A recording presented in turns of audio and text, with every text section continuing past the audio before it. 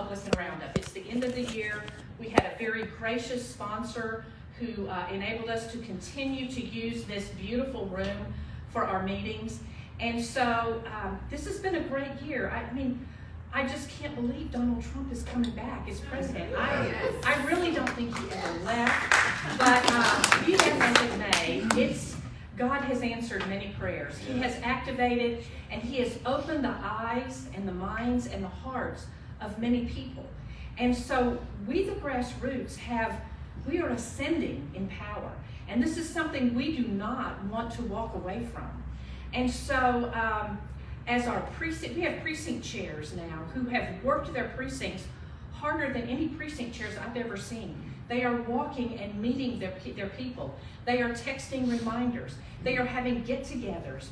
And being a precinct chair is kind of like being a pastor or a deacon. You've got a little flock there, and you want to make sure they get out to vote. You want to make sure they know what's going on.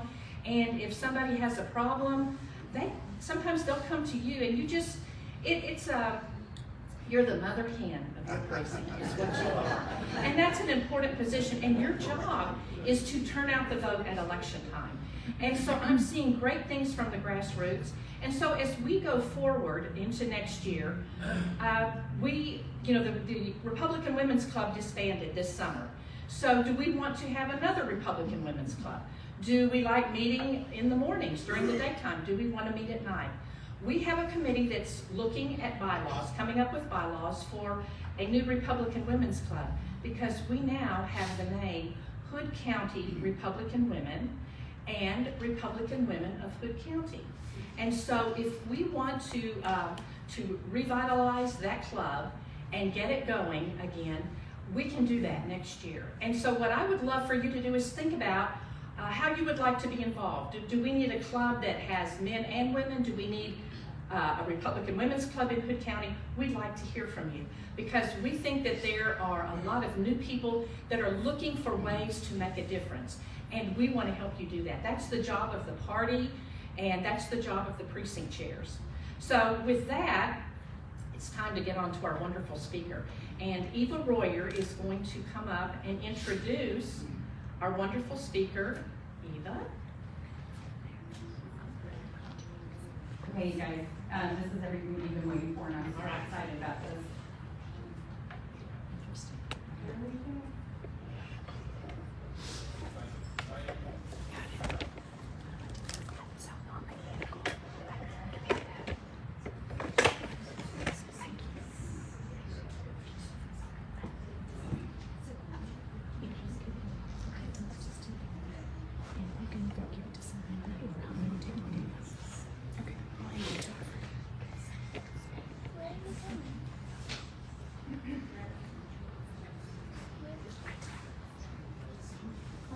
Video. Obviously, we're having a little technical difficulty.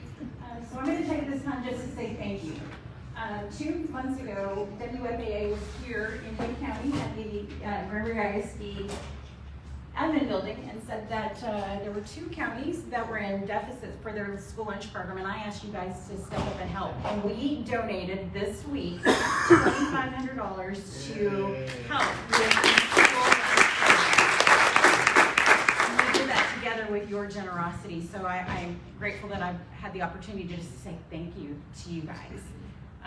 Tim is trying to get, here we go.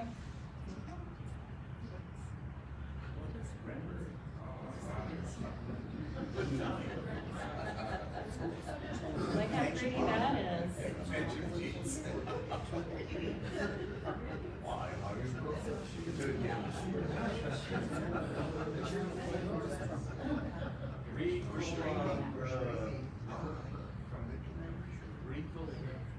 Here we go, you guys. That will spend the next week in jail. Now there's one salon owner in North Texas. Well, she learned that the hard way. And a hair salon owner who had also opened up her store has been jailed.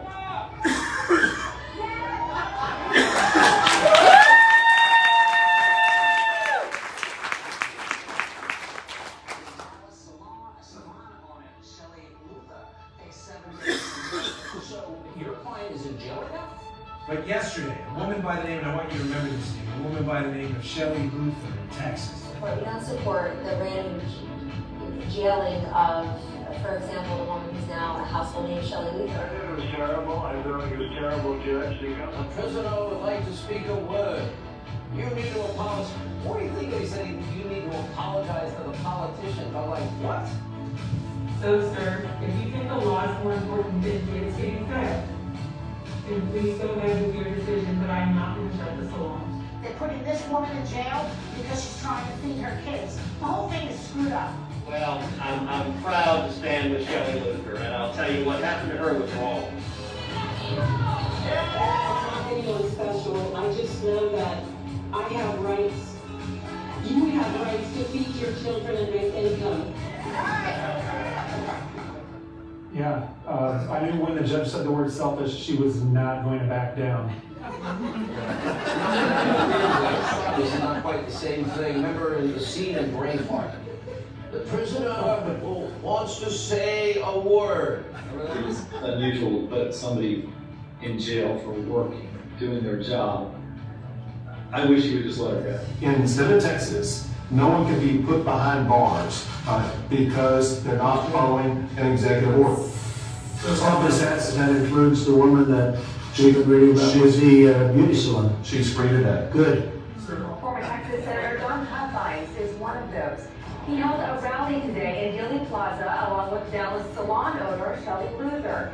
She had a lot to say, including some pointed words, and the judge who sentenced her to 7 days in jail after she defied an order to close her business. You know, Democrat Maxine Waters even has something to say about all this. Congresswoman Maxine Waters said, quote, protesters should be ashamed when they're out there trying to get the economy reopened. And when you hear that, what's your reaction? She should be ashamed of herself because she's still getting a paycheck telling other people not to work. It wasn't about a hair salon. It wasn't about a haircut. I've got the dog groomer next door. Cutting dog's hair, essential. You could get an abortion. You could get liquor to go in Texas. You could buy CBD things, but you could not get your hair cut by trained stylists who have hours and hours of sanitation training. But it just comes down to common sense. Does Shelley Luther have a political future? I don't know. God hasn't told me yet. So he's not good at telling us in advance the plan, so I just follow each day. After the demonstrators rallied during the shutdown to defund the police, the politicians said nothing. But when I opened my small business so moms could feed their kids, it threw me in jail. Shelley Luther, she was given a 7-day jail sentence. But I fought back, and they backed down. I'm Shelley Luther. I'm pro-Trump, pro-law enforcement, and I believe every job is essential. I'm running for Texas Senate because now it's time for us to shake things up. I'm Shelley Luther. This is what I think about Chinese communist drones flying over my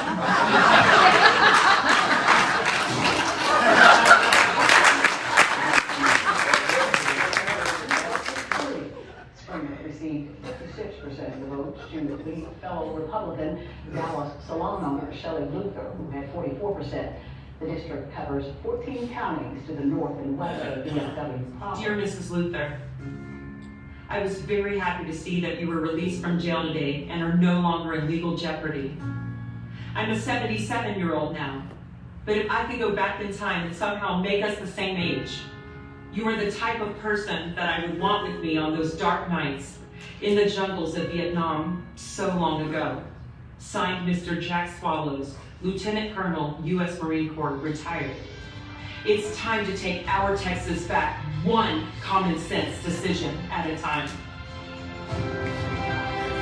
That's right, the incumbent Brady Smith will keep his seat in the Texas House. Former political candidate Shelley Luther remains sedated in the hospital after suffering a brain aneurysm.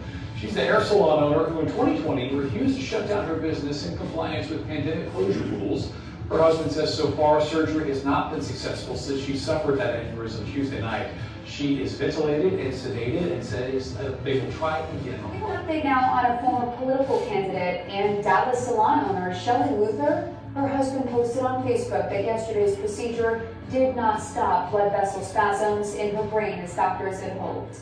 After 3 weeks in the hospital, Shelley Luther is back home. Luther's campaign focuses heavily on her support for vouchers. Shelley Luther, who is projected to be our Republican nominee for the Texas House Representative seat. I was a school teacher for 13 years, and so school choice is going to pass.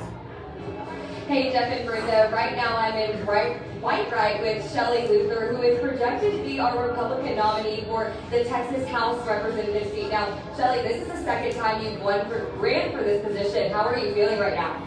I'm just honestly feeling very blessed, and just all the support that we've had in this race is just, it's honestly surreal. We're feeling really good right now. Yeah, what would you want to say for those supporters who voted for you? Thank you is never enough. Honestly, I had a scare back in April where I actually almost died. And to 11 months later, come back and win this race, God is good. So that's all I can say. I have no idea. Thank you, Shelley. We only had people in Washington, D.C. who had half the guts of this patriot. Play Shelley Luther.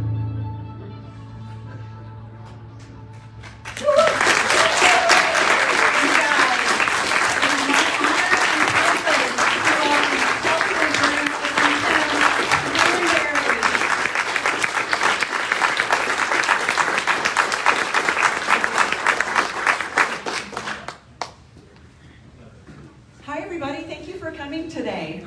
I'm Shelley, this is my husband Tim, and we want you saw the video of what I put this guy through in the last 4 months, basically. And he's still standing here. I don't know. He's either crazy. I don't know. Give him a hand for sure. So in 2020, everybody saw on TV. You've seen my mugshot now, if you hadn't before. We owned a salon during COVID, and we shut down for a month. Because we didn't know what was going on either. But after about 3 weeks, we had one of the hairstylists call us and say, I don't mean to freak you out or anything, but I haven't eaten in 2 days because I'm just trying to make sure my kids are getting fed. And what people don't realize is they didn't work directly for me. They weren't commissioned hairstylists. They were people that rented space in my salon. They had their own little individual business in the salon. So there was no government assistance for them when we shut down. So imagine being someone that relied on what you made daily to feed your family, and it shut off instantly with no notice for a month. And there's no government assistance for you. And Texas was not answering the phone when people were trying to call to get help. We called government 600 times in a day. I just had an auto dialer on my phone, and a lot of times there was just not even a tone on there. So there were a lot of people hurting. We decided, we prayed about it, cried about it, and I had this overwhelming feeling the very next day. Open the salon, I will protect you. Open the salon, I will protect you. So I looked at him and I'm like, I think we're supposed to open the salon. And from day one, he goes, okay. I don't know if we're crazy, stupid. I don't know what it was. Obedient. Yeah. Now that we look back, obedient. And so we went there. We sanitized everything. I bought sanitation stations. We took all the magazines out, anything that was like public use. We put the waiting chair, like chairs for people to wait for their appointments, like 6 feet apart outside. So we didn't, we were just trying to do everything we can to say that it was more sanitary for you to come if you needed to get your hair done in our salon than it was for us to come to your house and spread a disease all over the place. After being open for about a month or a week, I got a cease and desist order from the county judge, and my salon's in Dallas, so of course. And within about you saw me in the courtroom, and the judge wanted me to apologize for opening my salon. And I'm like racking my brain. He's talking and it sounds like the Peanuts cartoon to me, like wah. Because I'm just sitting there going, is this for real? And they wouldn't even let my husband into the courtroom because of COVID and all. It was just so dumb. But when he said apologize, my dad's a 26-year Marine veteran, Vietnam veteran. And I'm like, how do I explain to my dad that I'm apologizing to this idiot for working? You know, I could not find it in my brain, right? And so the judge took a break and took a recess, and I called up my dad, and everybody could watch this. It's still on YouTube now, but you could watch the whole court hearing. You could watch it live. So my dad lived in Nevada at the time, and I call him and I'm like, Dad, remember that joke when we used to say, hey, at least I've never been to jail? I'm not gonna be able to say that soon. And he's bawling. Now he's like 6'4", huge Marine. I've never seen him cry his whole life. Please don't do this. Shelley, you've gone far enough. You've proved your point. Please do not do this. And I'm like, Dad, I have to do this. Yes. I have to. And of course, when they finally let him in, he's like, yeah, I don't think that you should do this. And my attorney was like, I'm just gonna have to advise you, this is not what I advise you to do. And I'm like, all I could hear in my head was, open the salon, I will protect you. And to put it into perspective, right before the judge left the courtroom for his recess, he dangled his little keys in front of Shelley and he says, you hold the key. Otherwise, if you don't want to apologize, if you don't want to shut the salon, I can put you in jail for 180 days. I want you to think about that. This was during COVID. They were actually letting felons out because they were so afraid of the COVID that was running rampant in the jails. And this wasn't, sometimes people said, oh, well, she stayed in like the courthouse jail cell. No, they took her to Lou Sterrett, which in Dallas is the dirtiest, ugliest, most nasty place you could ever find yourself or imagine. So while she seemed very nonchalant about it, I was thinking in my head, I'm about to lose my wife for 180 days because that's what the judge was threatening us with. So everybody was telling her no, and she was saying, she's drawing the line in the sand and saying go. So, So we did. So I did get thrown in jail because I wouldn't apologize. And the Texas Supreme Court got me out after 3 days. So it was kind of like a cruise. No. But it was three nights and 2 days in the luxurious Lou Sterrett jail. A lot of people are like, how's jail? Because of course I'd never been to jail. It was jail. Like full body cavity searches. The pat down every second, every time you walk in and out of your cell. I was locked in the cell was like maybe like 10 feet by 5 feet or something like that, individual, but with a room full of other women that had been in there for years. And there was a TV kind of far away in the corner, and they didn't really talk to me when I first got in, but you could tell, like, I still had my makeup on from court, so like I was like, hey, coming into the jail, but they're all looking at me, and then the next day they're like, hey, why are you in here? Like, why are you here? And I'm like, oh, you wouldn't believe me if I told you. And then I showed up on the TV, and they're like, Miss, is that you? And I'm like, yeah. They're like, you're in jail for going to work. And I'm like, so even the women in the jail made more sense than the outside world at that point. Like that was but I didn't know what was going on. Like I got thrown in jail and had no idea what was going on the outside world. So what was going on after they took her away to jail? On my way home, I got a phone call from Sean Hannity asking if he could have Shelley on TV, and I said, well, no, she's in jail. He said, you're not bailing her out? I said, no, there's no bail. So I got put on Hannity. You saw that clip the first night that she was in jail. Did you notice how dark his hair was then? But what also had happened, which we had no idea was going on, there was a group of people, even some of you that are here in this room were rallying for her. There was this cry coming from the public. There was a GoFundMe that was started. While Shelley was in jail, they actually sort of lost her in jail intentionally. I couldn't get a hold of her, couldn't get money into her commissary account so she could eat. But she finally called me the second morning that she was in jail, and she said, hey, how's it going? I said, well, don't be mad. I was on Hannity. And she's like, I'm cool with that, but if you go on Tucker before me, this is over. So,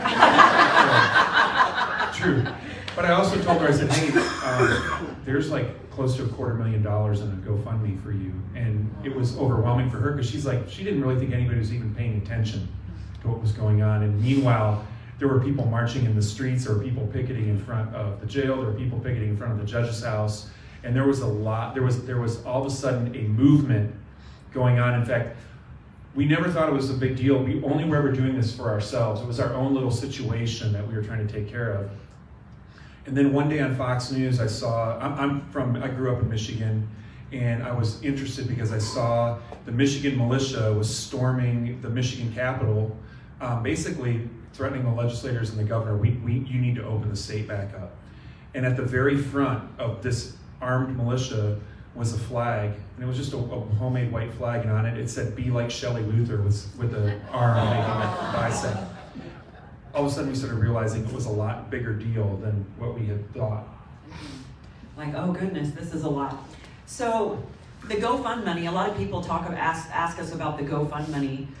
We had over $100,000 worth of attorney fees, and of course we were behind on our mortgage because I paid the salon lease instead of paying my own mortgage because I needed my workers to have some place to come back to, and so we chose to do that.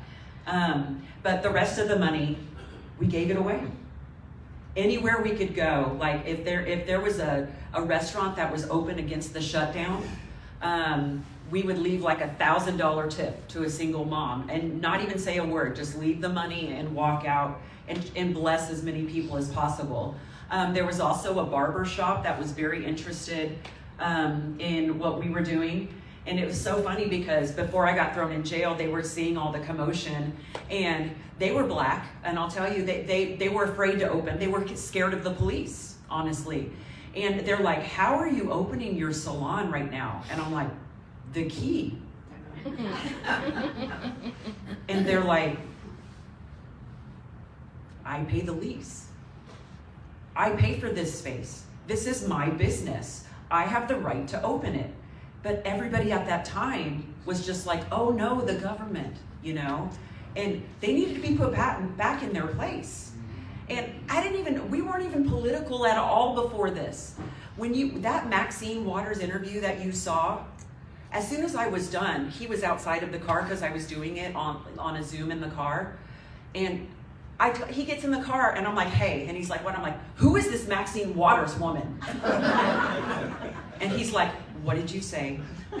And I'm like, "Well, she should be ashamed of herself."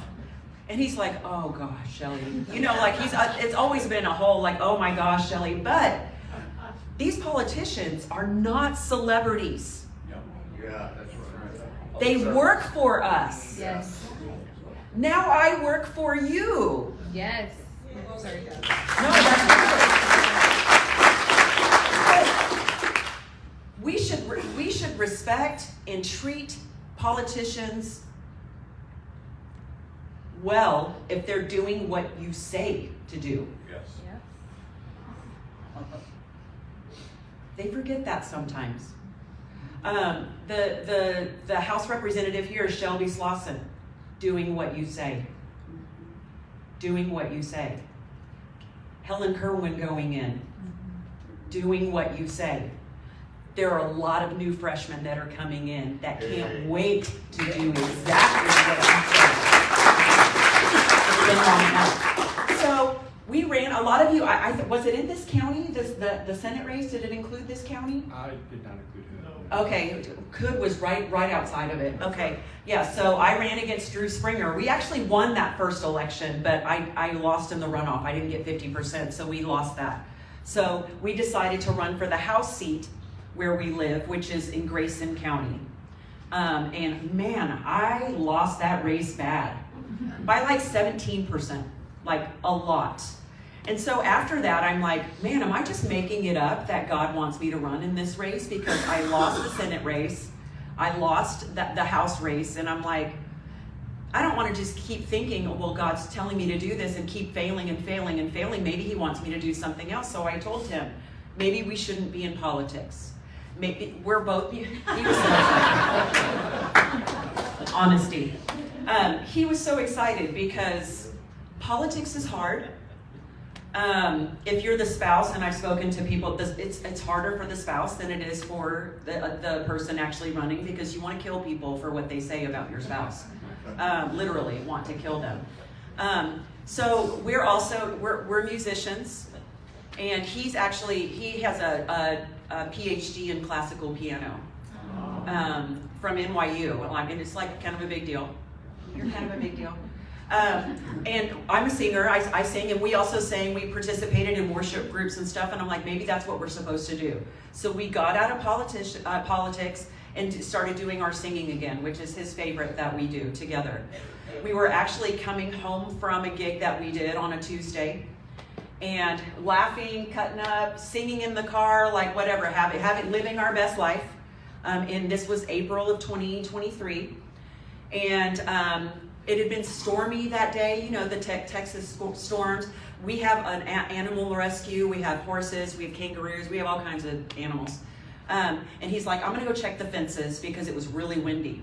And so I walk in, and of course, nothing's normal at our house. I had 60 silky chicken eggs in an incubators on my kitchen counter. 60. And so I'm going in, and I'm the crazy chicken lady, and I'm like, hi guys, are you hatching today? And I'm talking to them like that's our normal life. No big deal. I go in, and I'm about to go take my earring off next to the bed, and I set it down. And the moment I set my earring down, my head felt like it was literally going to explode off of my shoulders. Instantly.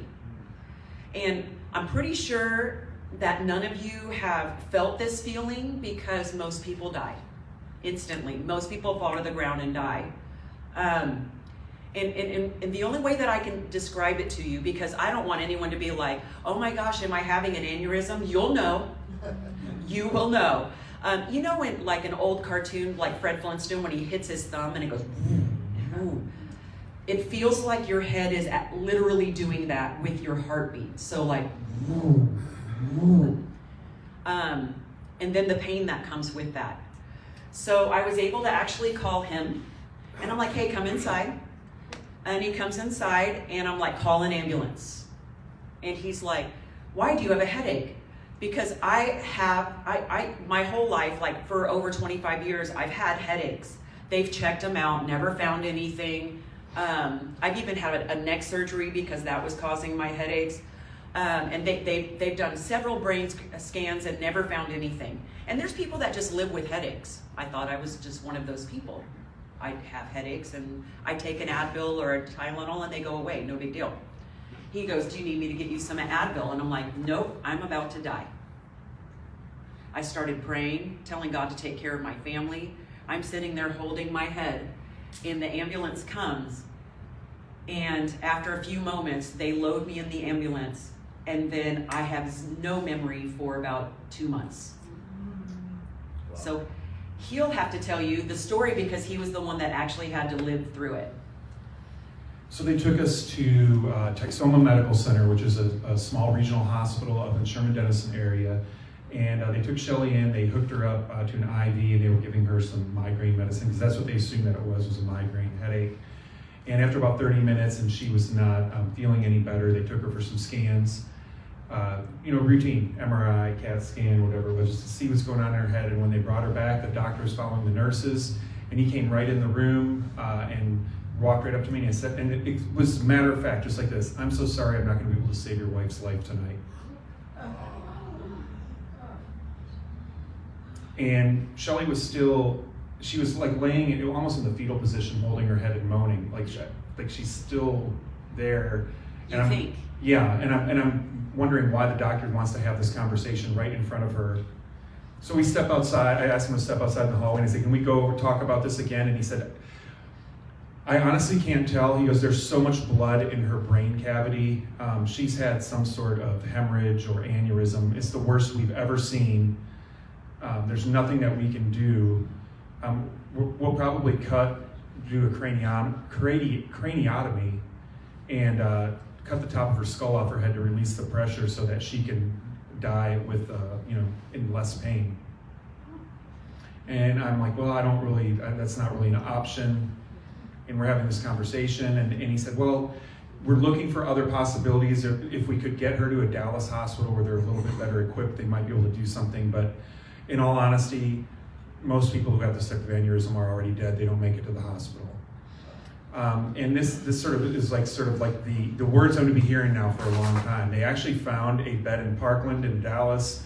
They took us out to the helicopter. They were going to transport us by air. There were thunderstorms, so we sat on the tarmac for 45 minutes waiting. Could not get in airborne. Brought us back into the hospital, and then found a bed in Medical City Plano, which is a little closer than Parkland, but also had a neuro ICU. And the doctor said, "Best of luck. We're going to send you down in an ambulance." So we ended up at Medical City Plano on the 4th floor, neuro ICU unit, where a doctor told me the same exact thing. "So sorry, we're not going to be able to save your wife. There's just too much damage." And I argued with them about that, and they decided to put what they called an EVD. And if we can get, I don't know if we can get at those slides, if you can get to the first one. I do, but I think it needs to get it up on the slides. They put in what they call an EVD, which is an external ventricular drain, which means they drill a hole in her head and then put in they put in a small, it looks like a pencil, but basically metal spike into her head to release the pressure. And once they got her stabilized, and when I say stabilized, she was in a coma, but once they got her stable, the incident happened. Shelley felt that sensation. It was around midnight on April 4th going into April 5th. So yeah, on the night before I looked like this. The next day that. Yeah, this was in the morning at about 9 o'clock in the morning.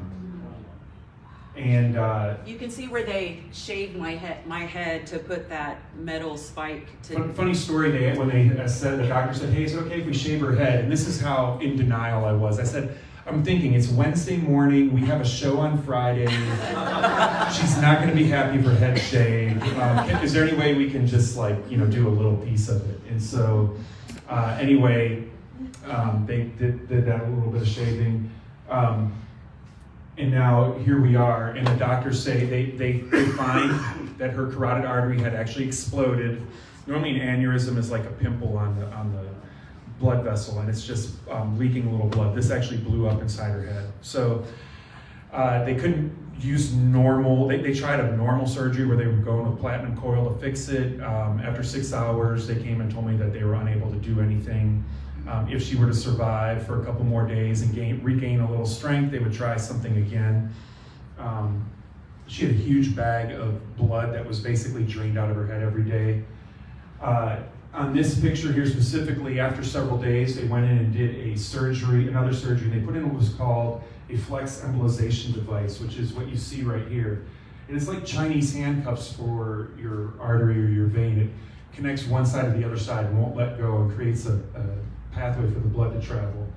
So this is the picture when they finally did that surgery. The surgeon brought me into this, the IR, and showed me this. And she said, "You can see here, this seems to be working properly. Blood's flowing to this side of her brain." And I said, "Well, great. So, she's going to be okay." She said, "Well, she's going to live, but if you look on this side of her brain," this is the EVD, by the way, going into her brain. She said, "If you look on this side of the brain, there's no blood activity. So if your wife wakes up, this is the left side of her brain. She'll never be able to use the right side of her body. The left side also controls speech and logical thought. She'll be very, very deficient. Probably won't be able to talk, will not be able to walk. You'll be living, basically with an invalid for the rest of your life if she wakes up." And I said, "Okay, well, hey, one step at a time." And I had started a Facebook, this was a simple post, like, "Hey, just pray for Shelley, she's having emergency surgery." Every day I was doing these updates, and people were piling on this with prayer. People were getting involved in, the response was overwhelming and amazing all at the same time. Yeah, I think you see the bag of blood that was coming out of her head every day. But we went, if you can hold on that picture right there just for a second. So for about 10 days, Shelley was in this coma, and she was having a stroke, averaging a stroke a day. She had 8 strokes in 7 days. And they finally came to me and they said, "We're going to have to shut everything off. We don't really know that she's in there or not. She's on life support." And we're going to give her a half hour to see if she can wake up or come out of this coma, because we can't keep doing these surgeries every day to try to save her. And they left the room, and they left me in this hospital room. It was me and Shelley's sister Carrie, and I just hit the floor and started praying next to her bed. And I was really angry, I'm gonna be honest. And being angry with God is a dangerous place to be, but He can handle it. And I had been real messy in my prayers before, a lot of just like, hey, God, whatever your will is. And I'd watched Raphael Cruz. If any of you have know Raphael, he had actually come to the hospital and prayed for Shelley. And his prayer was very different. It was declaring her healed, declaring God to do things. And I said, I'm going to try a different tack. So I told God, I said, I don't care about the medical bills. I don't care about the deficiencies. I don't care about all the stuff that everybody's telling us. I know that you can wake my wife up, and she needs to wake up now, because if she doesn't, this is it. This is over. So I need her to wake up. That's it. And I stood up and leaned over the bed to kiss her on her forehead, and her sister, Shelley's sister, had her phone out. I kissed Shelley on the forehead, and as I backed up, her eyes flickered open.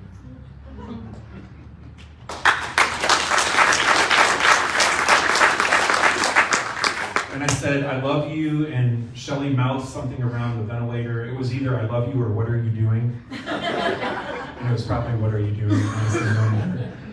But so now we were in a different path. This wasn't one of just waking up. And now, actually, I had to ask people to pray for her to go back to sleep, because she woke up for 3 days and wouldn't go back to sleep. And it was actually a problem. But also another, she still was not moving. They finally took the ventilator out, but she still was not speaking. And it'd been close to 10 days that she hadn't had any food. They finally we're going to put a feeding tube in her nose. And so the nurses came in with the doctor, and they said, do we need to restrain her? No, she's paralyzed. Don't worry about it, just put the feeding tube in.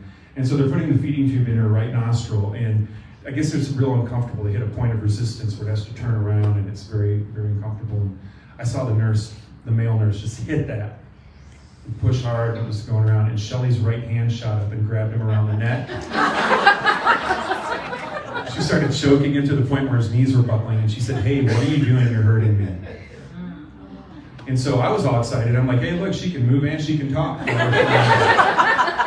And they rushed her down and to get another scan. They came back, and there were these two little she had a lot of doctors there, but there were two surgeons, and I called them Doogie number 1 and Doogie number 2. If any of you remember Doogie Howser, these two little 12-year-old guys, which is what they look like to me, because I'm old.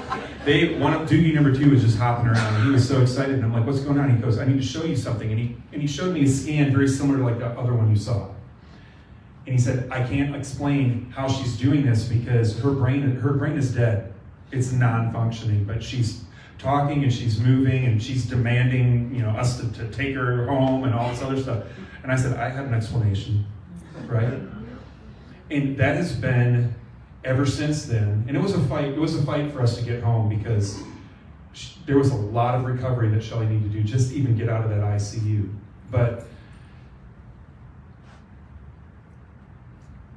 God was working in a way that He manifested Himself. These miracles that were happening, I've never seen anything quite like that in my life. So we finally were on that track to getting back.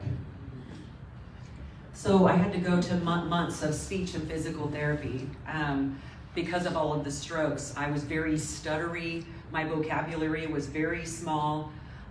In speech therapy, they would show me the picture of like a cat, and I would just sit there for the long. And as a teacher, that's so hard. It's so, because I'm like, I know that word, but it just, from my brain to my mouth, it would not make it.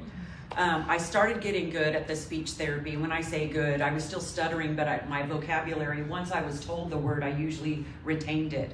There was one word that I could never say.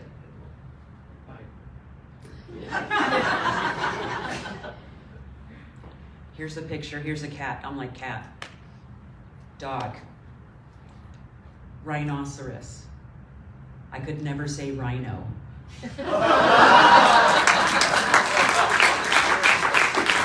At the time, was just frustrating. But then I'm like, babe, you remember the word I couldn't say? Because we were out of politics at that time, so that didn't come to my mind. But when we look back now, rhino was the one word I could never say it. I could not, because it was such a long word. I would always say like the second or third syllable first. So it was like and I couldn't get the rhinoceros out. So it was crazy. So we're out of politics. Our life has changed. I'm sitting at home feeling sorry for myself. Sleeping 18 to 20 hours of the day because my brain was healing. I don't remember people coming to visit me at all, even though I was talking to them. It was hard, man. It was hard. I had this fear that it was going to happen again at any moment. So like my whole and I forgot for a little while that God said that He would protect me. I forgot. I forgot about that. As I started to get a little bit better, that's my sister, by the way. As I started to get a little bit better after several months, so this happened in April, several months of speech and physical therapy. He was outside working. He had to build new chicken pens because all those chickens hatched. All of them. With my family there. They're from California, so they have no idea what to do with those chickens, but they learned. They learned. He was outside working in like October, November. He was working on chicken pens, and I walked out for one of the first times ever on my own into our front yard. And I just sat on the swing. And he's looking at me like, "Are you okay?" And I'm like, "Yeah, I'm okay." He's listening to the Paxton impeachment on his phone. And I was in the hospital during all this. I had no idea what's going on. And I'm listening for a little bit, and I'm like, "What is that?" And he said, and y'all saw Ken Paxton up here. He's always defended me. He's always been on our side. We're very good friends with him. And then he's like, "They're trying to impeach Ken." And I'm like, what are those fools doing? I mean, instant anger. So I go inside and I'm searching all the social media and looking everything up or whatever, and he doesn't think anything of it.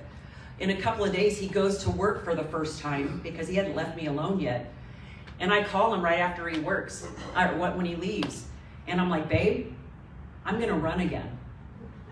And he's like, "You've never run anywhere. What are you talking about?" No idea. And I'm like, "No, I'm gonna run for office." He goes, "No, you're not." Click. He didn't talk to me for like 2 days. That's never happened. He was really mad, but now looking back, I was not well enough to run at the time. I'll tell you, I was not.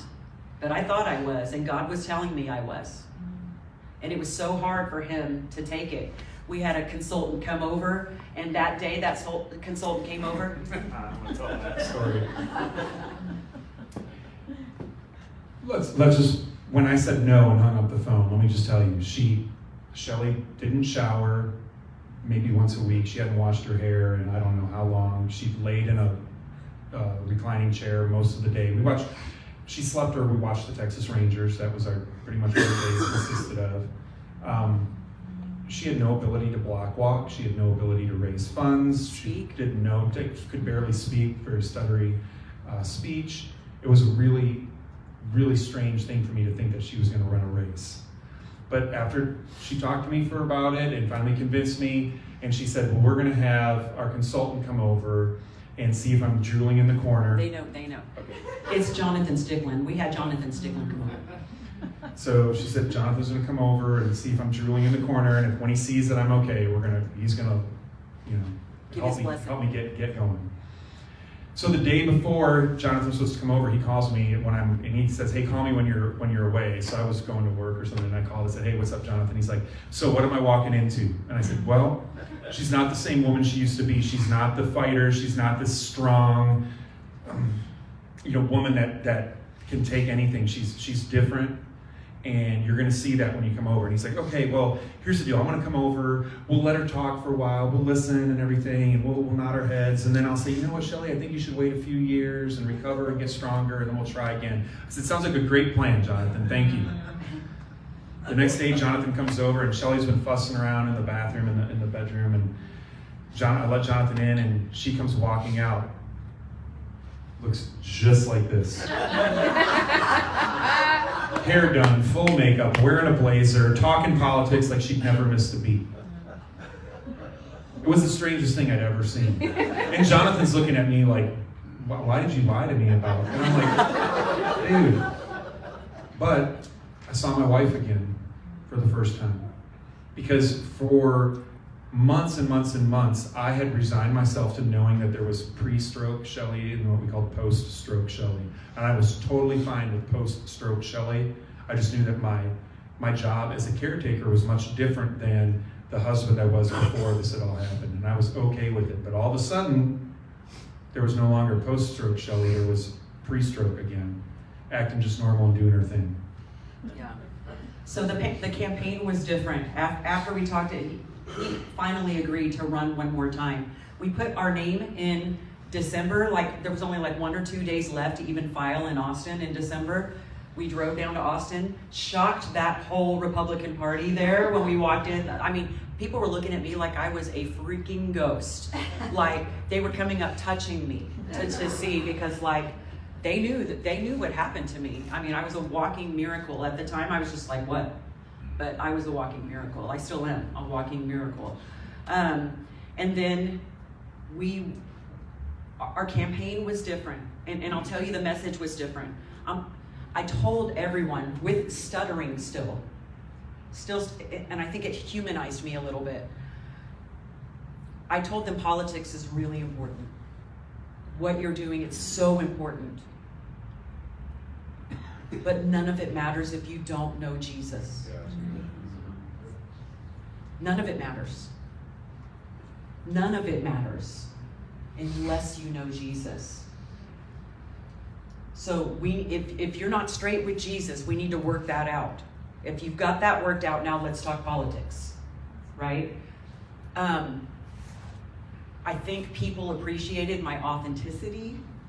They appreciated that I wasn't trying to be perfect, and I knew I wasn't perfect and I was broken. But they saw the fighter in me still.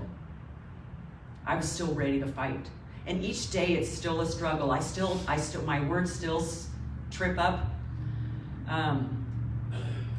Long words that I don't use very often don't come to me right away all the time. They will. I mean, they're coming back. It'll come back slowly in God's time. But I want to tell you a story of what happened. When we were leading worship, before the aneurysm happened, on a Sunday, we were at our church. And we were singing this song about God. If you tell him you have cancer and you tell him to fix it, he will fix it. If you do this, he will fix it. He can do all of these things. And I, as the worship leader, was telling the church what they should do with their problems that they had. And I felt God tell me, you haven't asked me to get rid of your headaches yet. While I was up there singing, and I'm like, oh, it was almost like he was right here. And so I stepped back and I put the microphone down. He's playing piano and he's looking at me. And I stopped and prayed in front of everyone. And we have like 1,000 people that go to our church. And I'm like, I know you can take away my headaches. I am so sorry that I have not had the courage to ask you to take away my headaches. Please take away my headaches, because I know you're the only one that can take away my headaches. That was on Sunday. I had my brain aneurysm on Tuesday. Have I had headaches since then?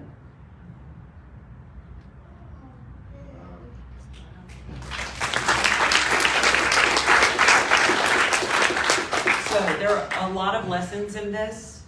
I want you to know I feel like God saved me because of our obedience to him. From day one with the salon, when we were really afraid and alone, we decided to do what he wanted us to do. And I feel that if you talk to him, you pray to him and ask specifically for what you need, he will answer you. But more than anything, He is what's most important in all of this. And I want you, and I know Helen feels the same way as me. You are our constituents, all of Texas is, right? And we answer to you, but you're just getting the benefit of us answering to him, period. So yes, you're important, but not as important as him. And as long as we follow him, we can't do wrong. And you're gonna be mad at us sometimes because you don't understand that we do something, and that's okay. But I want you to know, Helen, me, and probably at least 25 others, we go in, we pray before we start anything. We talk about God. God is a part of our decision making, and we're bringing that to Austin with a vengeance. Amen.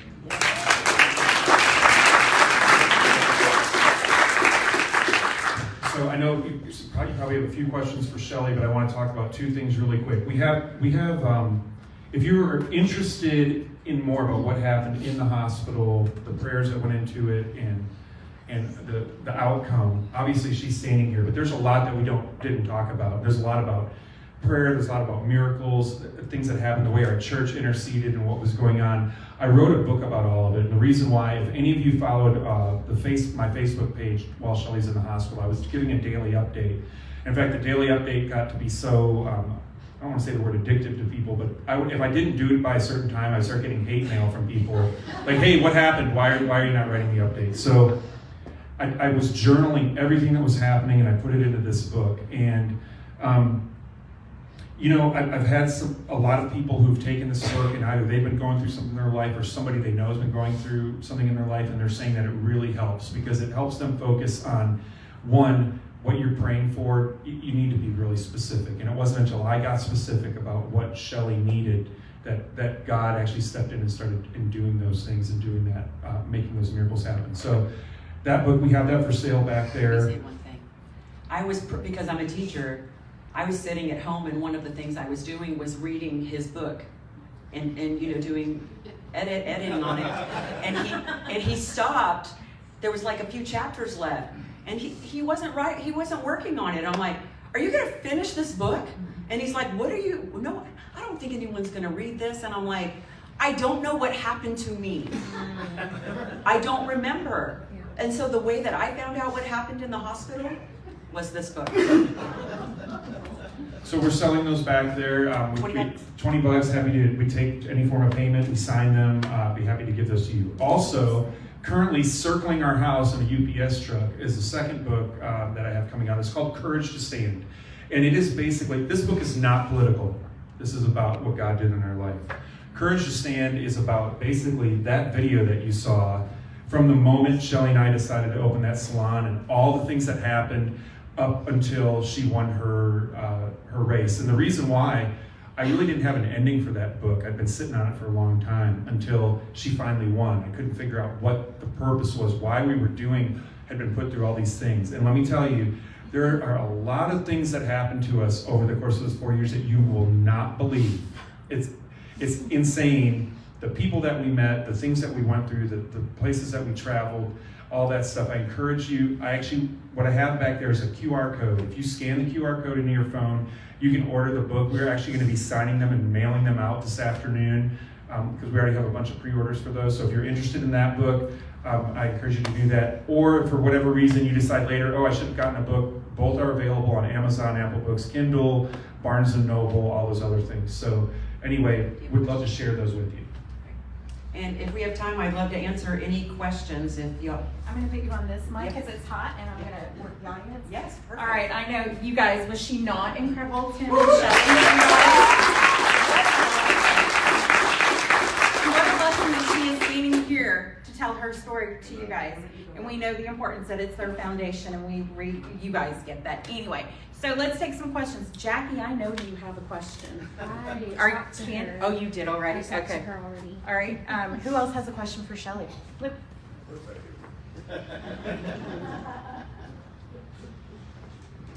Shelley, Tim, thanks for coming to Hood County. So my question is, through all that you went through during the whole COVID mess, Did anybody at all, and I'm talking about the judge or anybody, circle back around to you and apologize? No. So actually what a lot of people, and you'll find out if you get the other book, the city of Dallas was actually suing me for almost a full year after I got out of jail. They were mad that I got GoFundMe money, that Wiley Price or whatever his name is wrote this resolution that I had to give them that money. And I'm like, oh, so you can spend it like you guys do now? No, I was doing fine giving it away to people that needed it. But no, I have met, we asked, and this is the honest truth, because you'll always get the truth from me. During this whole situation, even before I was put in jail, we were in contact with someone from Abbott's team. They had like a strike force or something. One of the phone calls that I got at the salon was, well, we need to know what's going to take for you to shut back down. And I'm like, well, tell me why I'm shut down in the first place. I'm a problem solver, right? And they're like, well, that's classified. And I'm like, oh yeah, this conversation's not going to go well for either one of us, so I'm just going to go. They would never could tell, they could, like the day I went to jail, they just made it legal to get a drive-through lap dance. The day I was thrown in jail. So we asked for several meetings with Governor Abbott that he refused.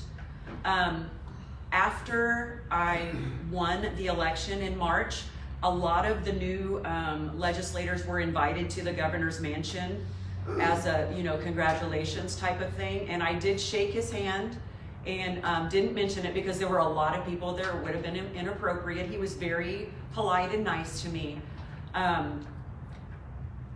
I told my husband, and he shut it down quickly. I'm like, it's funny because what I want to say to him is similar to like, so I had to go to jail, win 3, have a brain aneurysm, and finally win after 3 elections for you to talk to me. And Tim's like, you're not saying that to him. It was, but I do feel like he owes me a conversation.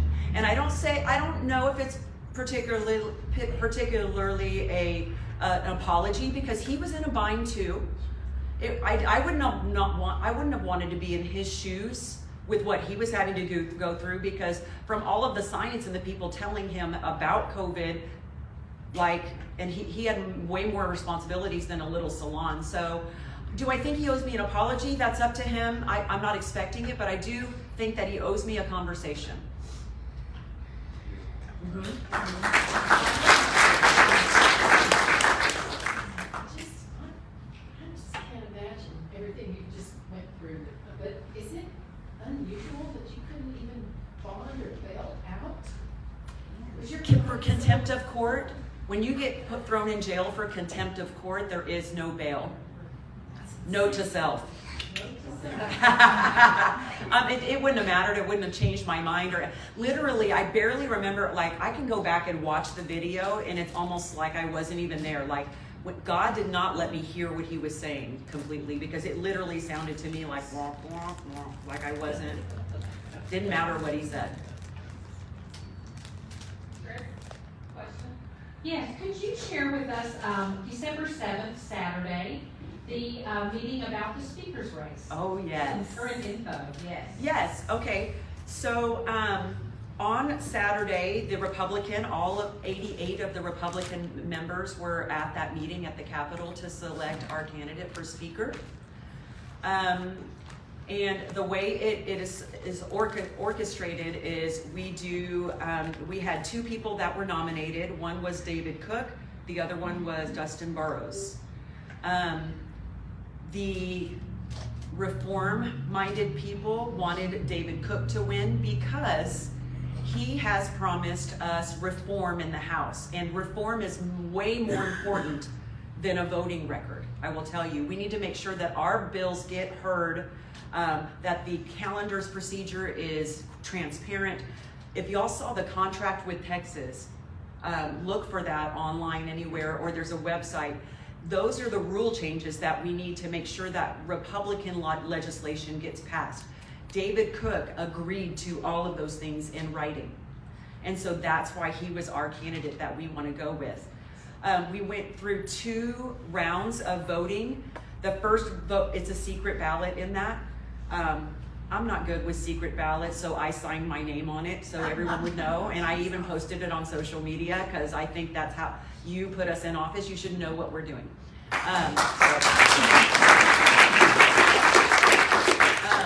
So it went 2 rounds, and David Cook, it was close, but David Cook won both of the rounds. Then a gentleman stood up on and I say their side, not my side, but obviously one of the ones voting for Burroughs. I can't remember what his name is because they don't really even talk to us. And he said, hey, can we have a 15-minute break from this? And we just want to be able to like talk among ourselves or something or whatever. And the caucus chair, who is Tom Oliverson, said, well, let's take a vote to see if that's what everybody else wants to do too. I'll leave it up to y'all. So they did a raise your hand if you want to take a break, and they counted, and then they did a sec, and it was too close to call. So he goes, okay, we're going to have to do like a roll call vote instead because it was too close. And as soon as he said, well, let's do an alternate type of vote, they all got up. The other side got up and walked out. Just walked out like children. Honestly, they weren't winning. They knew that we were not going to change. I brought my blanket and my coffee there and told people I could stay there for 3 weeks if I needed to. I've been to jail. They knew I was serious, you know. They got up and walked out. They asked for 15 minutes, and we were in the middle of the vote, and they walked out. So we had some people that would go and talk to them, and they were fighting amongst each other somewhere else. And then we ended up waiting till like 3 o'clock. We started at noon. We ended up waiting for them until like 3 p.m. And then we finally sent another group of people over to say, hey, we have enough in this quorum to take this vote with what's here because we only needed 45 people in the quorum. So please go tell them that we are about to vote without them unless they want to come. And the people came back and said, they're not coming back. So we took the vote with, I think 61 people were there. A few of them came back to take the vote. But we ended up, David Cook ended up winning that because they walked out and he had enough to win the vote for the nomination of Speaker. So he is the Republican nominee for Speaker. There's 2 outcomes to this. There's only 2 possible, well, there could be 3 if they try to put someone else in as Speaker last minute. We actually do the Speaker vote on January 14th. So we get sworn in and then the Speaker vote. Bring your popcorn if you're coming to that because it's going to be ridiculous because they are children. Honestly, it's embarrassing. But we are going to insist that there is a roll call vote, that we need to know who you're voting for if you represent us. And so there will be some sort of roll call vote on the 14th, and you will know exactly who the traitors are and who need to be primaried. So either Dustin Burroughs and the Democrats and a few Republicans are going to vote for Dustin Burroughs, if that makes sense. Because the only way they can win is to get the Democrats to side with them. The only way Dustin Burroughs can get the Democrats to vote for him is to promise them speakerships and other things. So it's either going to be the guy we want, yay, or it's going to be Dustin Burroughs and we have a hit list. That's the outcome. Or someone else just like Dustin Burroughs. They can try to sneak another person in, but it doesn't matter. We have bylaws that say you vote for in caucus who the Republican nominee is for Speaker. We have that Speaker. According to the bylaws, they're supposed to abide by that, and they're not. It's not a law, they're bylaws, which are different. Do we have any other questions for Shelley? Shelley and Tim, thank you. They will be in the back of the room.